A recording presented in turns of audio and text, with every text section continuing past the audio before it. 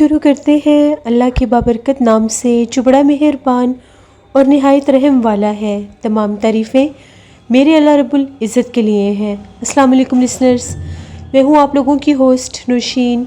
Welcome to my channel खौफनाक कहानियाँ official. I hope आप सब लोग खैरियत से होंगे, जहाँ होंगे खुश होंगे। मेरी तरफ से आप सब लोगों को बहुत बहुत जुमा मुबारक। आज आप लोगों के लिए मैं बहुत दिलचस्प खौफनाक कहानी लाई हूँ जिन्हें आप लोग बहुत पसंद करेंगे। सिलसिला शुरू करते हैं आज की खौफनाक कहानियों का। बढ़ते हैं आज की पहली खौफनाक कहानी की तरफ। ये खौफनाक कहानी जैन शेयर कर रहे हैं अटक से।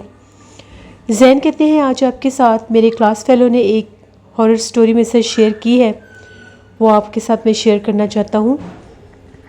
वो बताता है, एक दफ़ा हम लोगों की नानों की तबीयत बहुत ज़्यादा ख़राब हो गई। हम सब लोग वहाँ पर गए तो नानों की हालत बहुत ज़्यादा ख़राब थी। उन्हें हॉस्पिटलाइज़ करवाया गया। हम लोग भी हॉस्पिटल उनके साथ गए, सब लोग हम वहीं पर थे। तो एकदम से मेरी कज़न ने कहा कि मुझे वॉशरूम जाना है, ज़रा मेरे साथ तो आओ। क्योंकि वहाँ पर जो वार्ड था, वहाँ पर जो वॉशरूम था वो जस्ट फॉर पेशेंट यूज़ था। उसको जो उनके साथ रिलेटिव्स आते थे वो लोग उसको यूज़ नहीं कर सकते थे। जो उनके साथ विज़िटर आते थे उनके लिए एक वॉशरूम था जो हॉस्पिटल की बैक साइड पर पूरा एक वॉशरूम सेटअप था, वहाँ पर बने हुए थे। तो मैंने अपनी कज़न से कहा कि चलो ठीक है, मैं तुम्हारे साथ चलता हूँ। रात का टाइम था। मैं अपनी कज़न को साथ लेकर वॉशरूम वाली साइड पर आ गया। अब वो जो हॉस्पिटल की बैक साइड थी उस तरफ बिल्कुल अंधेरा सा था। हॉस्पिटल की बैक साइड पर वो एरिया था, बहुत ज़्यादा वहाँ पर दरख्त थे। उस टाइम पर वो जगह देखकर ऐसे लग रहा था जैसे कुछ जंगल का हिस्सा हो। बहुत बड़े बड़े वहाँ पर इलायची के दरख्त थे। मेरी कज़न जो थी वो वॉशरूम में चली गई और मैं वहीं पर बाहर खड़ा था। मैं वहाँ पर खड़ा होकर इधर उधर देख ही रहा था। एकदम से मुझे कुछ आदमियों के बोलने की आवाज़ आने लगी। तो मैं क्या देखता हूँ, जिस तरफ वो सामने दरख्त है वहाँ पर वॉशरूम वाला हिस्सा था, वहाँ पर लाइट्स जल रही थी। वहाँ पर 4 आदमी हैं काले लिबास में, और वो चारों इस तरह से एक दूसरे के साथ बोल रहे हैं जैसे वो लड़ रहे हैं आपस में। मुझे बड़ा तज्जुब हुआ उनको देख कर कि जब हम लोग यहाँ पर आए थे उस वक्त मुझे कोई नज़र नहीं आया। ये एकदम से ये 4 आदमी कहाँ से आ गए हैं और ये लड़ क्यों रहे हैं। मैंने सोचा मैं इनके करीब जाता हूँ और इनसे पूछता हूँ कि ये तुम लोग क्यों लड़ रहे हो। जैसे मैं उनके करीब जाने लगा तो इतने में मुझे बैक साइड से आवाज़ आई। मेरी कज़न वॉशरूम से बाहर निकल आई। उसने कहा कि तुम कहाँ जा रहे हो। मैंने उसको पलट कर देखा और मैंने उससे कहा कि नहीं, मैं कहीं नहीं जा रहा, चलो चलते हैं। जैसे मैंने अपनी कज़न को साथ लिया, मैं वापस पलटा तो जहाँ पर मैंने उन 4 आदमियों को लड़ते देखा था वहाँ पर कोई भी नहीं था। बहुत मुझे अजीब लगा कि ये कैसे पॉसिबल है। अभी यहाँ पर वो 4 आदमी लड़ रहे थे, एक दूसरे को मारने तक जा रहे थे, अभी वो लोग कहाँ पर गए। हम लोग जब उन दरख्तों के पास से गुजरे तो मैं बड़ी हैरानगी से उन लोगों को देख रहा था जैसे मैं उनको ढूंढ रहा हूँ। तो वो मेरी कज़न कहती, तुम किसको ढूंढ रहे हो, क्या हो गया तुम्हें, तुम किसको ढूंढ रहे हो। मैंने उससे कहा कि नहीं नहीं, मैं कुछ नहीं ढूंढ रहा, मैंने उससे नहीं बताया। मैं उसको साथ लेकर वापस आ गया। मुझे बड़ा अजीब लगा। मैंने अपने छोटे भाई और अपने कज़न से ये कहा कि जब हम लोग अभी हॉस्पिटल में एंटर होने लगे थे तो मैंने फिर पीछे पलट कर देखा, वो 4 आदमी मुझे फिर से वहाँ नज़र आए, वैसे ही लड़ रहे थे। अब तो मेरी वो हैरत की हद नहीं रह गई थी। जैसे हम लोग हॉस्पिटल में वापस आए तो मैंने अपने छोटे भाई और अपने कज़न से कहा कि मैंने वॉशरूम वाली साइड पर दरख्तों के पास 4 आदमियों को लड़ते देखा था। मैं उनके करीब जाने लगा तो पीछे से मुझे हम लोगों की कज़न ने आवाज़ दी। तो जब मैंने दोबारा पलट कर देखा वहाँ पर नहीं थे। लेकिन जैसे ही हम लोग वापस हॉस्पिटल में आने लगे मैंने फिर पलट कर देखा तो वो वहीं लड़े थे। और देख कर आए वहाँ पर आखिर मसला क्या है, वो कौन है जो बार बार ऐसे गायब हो रहे हैं और सामने आ रहे हैं। मेरे छोटे भाई और कज़न ने कहा कि चलो ठीक है, हम लोग चल के देखते हैं। वो भी ज़रा हैरानगी में और तजस्सुस में आ गए। जैसे हम लोग उस साइड पर गए, अभी थोड़ी देर ही गुजरी थी उनको ये सारी बात बताते, कज़न को वहाँ पर छोड़ते, 15-20 मिनट ही गुजरे होंगे ज़्यादा से ज़्यादा। उनको लेकर जब मैं वॉशरूम वाली साइड पर आया तो इतने में वो उन लोगों ने वॉशरूम की लाइट्स बंद कर दी थी। सिर्फ एक ही वहाँ पर लाइट जल रही थी, उसकी भी मध्यम सी रोशनी थी। वहाँ पर हम लोग जब गए तो वहाँ पर हमें कोई भी नज़र नहीं आया। वो लोग कहने लगे कि कहाँ है वो आदमी। मैंने नहीं कहा, मैंने बिल्कुल यहाँ पर उनको दरख्तों के पास ही देखा था। अभी हम लोग वहाँ पर खड़े इधर उधर देख ही रहे थे। मेरे कज़न और मेरा भाई ये कह रहे थे कितनी पुरस्कार और डरावनी सी जगह लग रही है। साथ ही उन लोगों ने, हम लोग बातें कर रहे थे, जैसे हम लोग चुप हुए कि चलो वापस चलते हैं, हमें अपनी बैक साइड से ऐसी आवाज़ आने लग गई जैसे कुछ तादाद में काफ़ी ज़्यादा आदमी हैं, वो बिल्कुल हल्की सी आवाज़ में बोल रहे हैं और साथ जैसे वो रो भी रहे हैं। जैसे हम लोगों ने ये आवाज़ सुनी, हम लोग फिर कॉन्शियस हो गए कि ये क्या, ये आदमी क्यों रो रहे हैं। हम लोग उस आवाज़ की सिमत में चलने लग गए। चलते चलते हम लोग उन दरख्तों में बिल्कुल आगे तक आ गए। हम लोगों को डर तो नहीं लग रहा था, हम लोगों का तजस्सुस और बढ़ गया और हमें मज़ीद उन आवाज़ों की तरफ वो लेकर जा रहा था। जैसे हम लोग उन आवाज़ों के पास जाने लगे, वो आवाज़ें जैसे ऐसे लग रहा था बिल्कुल करीब से आ रही हों, लेकिन दिखाई कोई नहीं दे रहा था। इतने में हमें ऐसा महसूस हुआ जैसे हम लोगों के पीछे से बहुत तेज़ी से कोई भाग कर गुजरा है। तेज़ हवा का झोंका और जैसे कदमों की आहट। पीछे पलट कर देखा तो कोई भी नहीं था। इतने में जो मेरा कज़न था वो मुझसे और मेरे भाई से थोड़ा आगे निकल गया। वो इधर उधर देख रहा था कि एकदम से उसने चिल्लाना शुरू कर दिया। पहले उसको ठोकर लगी, ऐसा लगा जैसे उसका पाँव अटका किसी चीज़ के साथ। उसने उठकर इधर उधर देखा तो वहाँ पर कुछ भी नहीं था। पीछे पलटा तो उसकी किसी ने टांग पकड़ ली। वो चिल्ला रहा था। हम लोग उसकी तरफ भागे तो जो मेरा छोटा भाई था उसने देखा कि उसकी टांग किसी ने पकड़ी हुई थी। काला स्याह हाथ था, बहुत लंबा बाजू था, उस पर बाल थे। वो चीख रहा था, चिल्ला रहा था, नज़र नहीं आ रहा था कि उसकी टांग पकड़ी किसने हुई है। मेरा छोटा भाई तो चीखे मारता हुआ वहाँ से भाग गया। मैं उसके करीब गया तो मेरा कज़न चिल्ला रहा था। मैंने ऊंची आवाज़ में आयतुल कुर्सी पढ़ना शुरू कर दी। मैंने उसे ये कहा कि तुम भी जल्दी से आयतुल कुर्सी और दुरूद पाक पढ़ो। जैसे उसने भी आयतुल कुर्सी और दुरूद पाक पढ़ा, वो हाथ एकदम से उसकी टांग को उस हाथ ने छोड़ दिया और वो हाथ गायब हो गया। हम लोग तो बहुत खौफज़दा हुए।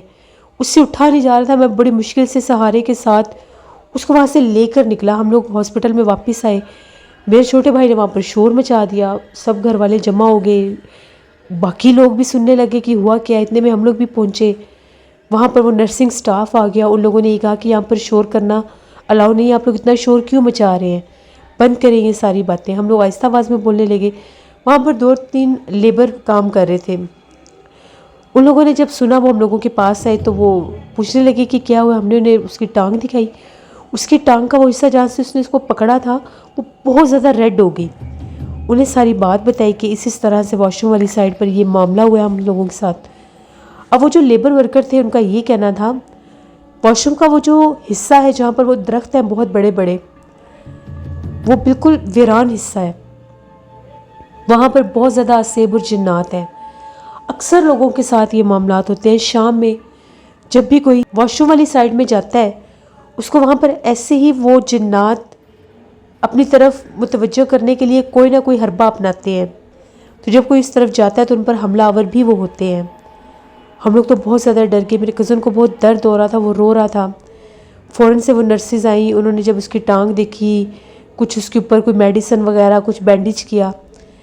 उसकी टांग जहाँ से पकड़ी गई थी उसके ऊपर वाला हिस्सा तो नॉर्मल था, लेकिन उसकी जो नीचे वाला हिस्सा और उसका जो पाँव था, वो ये कह रहा था कि मेरा पाँव यक ठंडा हो चुका है। मुझे ऐसा लग रहा है मेरे पाँव में जैसे बर्फ़ लगी हुई है, मेरा पाँव टूट जाएगा।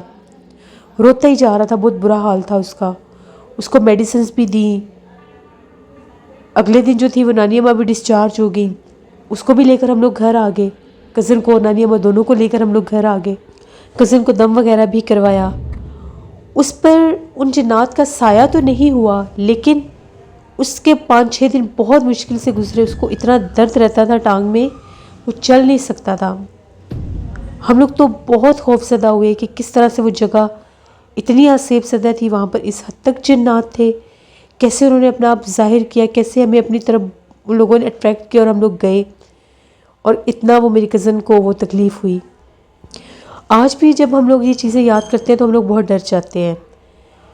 ये एक स्टोरी थी मेरे क्लास फेलो ने मेरे साथ शेयर की, मैंने आपको सुनाई। बहुत शुक्रिया ज़ैन आपका। बढ़ते हैं एक और ख़ौफनाक कहानी की तरफ। ये ख़ौफनाक कहानी सोनिया शेयर कर रही हैं। सोनिया कहती हैं कि आज आपके साथ हम लोगों की ज़िंदगी में पेश आने वाली एक बहुत ही ज़्यादा ड्रामनी कहानी शेयर करना चाहती हूँ। आज से तकरीबन 11 साल पहले की बात है, 11-12 साल पहले की बात है। मैं और हम लोगों के घर, मेरे चची का घर हम लोगों के घर के साथ ही था। सेम ही घर बने हुए थे, लेकिन उनका घर अलग था, हमारा अलग था। शाम के टाइम हम लोग अक्सर बाहर निकला करती थी, रात को बाहर अपने हम लोगों की जो गली थी वहाँ पर वॉक किया करती थी। हम लोगों को बहुत अच्छा लगता था। हम लोगों का बहुत अच्छा, हम लोगों का मोहल्ले का माहौल था। अक्सर वहाँ पर लड़कियाँ निकलती थी तो वहाँ पर वॉक वगैरह किया करती थी। हस्बे रूटीन हम लोग वॉक ही कर रही थी। रात 11:30 बजे का टाइम था, क्योंकि उससे पहले हम लोगों की गली में बहुत रश था। गर्मी का मौसम था तो अक्सर लड़के क्रिकेट खेला करते थे। तो फिर जब वो लोग चले जाया करते थे तो उसके बाद हम लोग वॉक करने निकलती थी। हम लोग बाहर निकली तो मेरी कज़न कहती बहुत देर हो गई है। मैंने उसे कहा कि कुछ नहीं होता, थोड़ी देर कर लेते हैं, तो फिर हम लोग घर चली जाएंगी। हम लोग वॉक करती करती काफ़ी अपनी गली के एंड तक आ गई। पहले भी हम लोग वॉक करती थी, लेकिन हम लोग अपनी गली के एंड तक नहीं जाती थी। आज हम लोग गली के एंड तक चली गई। वहाँ पर एक घर था। वो घर काफ़ी अरसे से बना हुआ घर था। वहाँ पर अक्सर कभी कभार कोई पेइंग गेस्ट आते थे, कुछ अरसा रहते थे, फिर चले जाते थे। उन दिनों में वो घर अभी खाली था, दोबारा से रेंट आउट नहीं हुआ था। हम लोग जैसे ही उस घर के पास से गुज़रे तो हम लोगों को ऐसा महसूस हुआ कि जैसे हमने किसी की हंसने की आवाज़ सुनी है। हम दोनों ने पीछे पलट कर देखा, वो आवाज़ बिल्कुल उसी घर से आई थी। मैंने अपनी कज़न से कहा कि तुमने आवाज़ सुनी है? उसने कहा कि हाँ मैंने सुनी है। मैंने उसे ये कहा कि मुझे ये आवाज़ इस घर से आई है। उसने कहा कि नहीं, ये आवाज़ ये सामने वाले घर से आई है। उनके घर में भी बच्चे भी थे, लड़कियाँ भी थी। खैर हम लोग फिर वापस अपने घर तक आई। फिर हम लोग चलती हुई वापस गई। जब हम लोग चलती हुई वापस गई तो जिस घर से मैंने कहा था कि आवाज़ आई है, जो घर बंद था, खाली था, उस घर के बाहर एक ड्राइंग रूम का हिस्सा था, यानी बैठक उनकी बनी हुई थी। तो वहाँ पर विंडोज़ लगी हुई थी। वो विंडो बंद थी उस टाइम। हम लोग जब दोबारा वहाँ पर चलती हुई गई तो वो विंडो खुल गई। मैंने उसे ये कहा कि देखो ये विंडो भी बंद थी और अब ये विंडो खुली हुई है। उसने ये कहा कि नहीं नहीं, ये पहले ही खुली हुई थी, तुम वहम कर रही हो। मैंने उसे कहा नहीं, ये विंडो बंद थी। जब हंसी की आवाज़ आई है, मैंने इस घर की तरफ देखा, ये विंडो बिल्कुल बंद थी, ये अब खुली है। उसने कहा चलो पास जाकर देखते हैं, पता लग जाएगा, खाली घर है। मैंने उसे ये कहा कि नहीं, मुझे तो डर लगता है, मैंने नहीं जाना। उसने कहा कि तुम यूँ ही डरती रहती हो, आओ ज़रा देखते हैं। हम लोग दोनों बिल्कुल उस विंडो के पास चली गई। जैसे हम लोग उस विंडो में झांक कर देखने लगी, मेरी कज़न आगे थी, मैं पीछे थी। उसको कुछ चमकता हुआ नज़र आया, जैसे दो आंखें हैं। वो कहने लगी कि ये क्या है। इससे पहले कि मैं आगे होती, एकदम से ऐसा महसूस हुआ कि जिस तरह से मेरी कज़न ने कुछ देखा है। वो चीखने लगी और पीछे हटी। वो मेरे साथ टकराई, मैं नीचे गिर गई और वो भागने लग गई। मैं नीचे गिरी और जैसे ही मैंने भागते देखा, मैंने उसको आवाज़ दी कि रुको। मैं उठी तो मेरी नज़र उस विंडो पर पड़ी। मैंने वहाँ पर एक बहुत ज़्यादा डरावने चेहरे वाली किसी मखलूक को देखा। उसका बंदर की तरह चेहरा था। वो बिल्कुल उस विंडो में सामने, बिल्कुल मेरे सामने आ गई थी। पता नहीं वहाँ पर वो किस चीज़ की रोशनी थी। अंधेरा वो घर था, वो रोशनी पता नहीं उस मखलूक के पता नहीं पास कोई रोशनी थी या क्या था। उसका चेहरा मुझे नज़र आया, बंदर की तरह उसका चेहरा था, बहुत डरावना, बिल्कुल ब्लैक कलर का। मैं उसके पीछे भागी, वो चीखती हुई घर तक भागी। मैं भी उसके पीछे भागी, मैं भी बहुत डरी हुई थी। हम लोगों ने घर वालों को बताया। हम लोगों को बहुत डांट पड़ी कि तुम लोग इतने एंड तक गए क्यों थे जहाँ पर तुम लोगों के साथ ये मामला हुआ है। मेरी इतनी सख्त तबीयत ख़राब हो गई, मैं गिरी, मुझे बहुत सख्त चोट लगी, मुझे बहुत दर्द हो रहा था। मेरी कज़न रोती जा रही थी, वो बहुत डरी हुई थी। उसने ये कहा कि मैंने किसी का जलता हुआ चेहरा देखा है, ऐसे लग रहा था किसी के चेहरे को आग लगी हुई है। वो बहुत खौफनाक मंजर था। उसके बाद कुछ दिन हम लोगों ने वॉक नहीं की। हम लोग इतना खौफज़दा हो गई ना। फिर हम लोगों को कुछ अरसे के बाद पता चला कि वो जो घर था वो आसेफ ज़दा था। वहाँ पर बहुत ज़्यादा जिन्नात थे। शाम होते ही वो जिन्नात अपना आप ज़ाहिर करते थे। कभी उस घर की लाइट्स जल जाती थी।